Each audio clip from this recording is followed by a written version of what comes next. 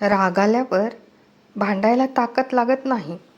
खरी ताकद लागते ती कितीही राग आला तरीही शांत राहण्यासाठी. भांडणात वापरलेले शब्द हृदयातून निघतं, पण त्या शब्दांचा अर्थ मात्र डोक्यातून निघतो. हो ना? खरं सांगायचे म्हणजे आपल्या जिभेचे वजन तसे कमी आहे. त्यामुळेच तुम्ही उच्चारलेला शब्द वजनदारही असू शकतो. त्या शब्दाने मनाला जखमही होऊ शकतात. अपमान करणे हा एखाद्याचा स्वभाव असू शकतो, पण एखाद्याचा सन्मान करणे त्याला त्याच्या मात्या पित्याने दिलेले संस्कार, हो की नाही? आयुष्य हे तसे क्षणभंगूर आहे. रस्त्यावर पडलेला सोनचाफा सुकून गेला तरी चुकून पायदळीत येताच सुगंध मात्र देऊन जातो. तसेच आपले आयुष्य आहे.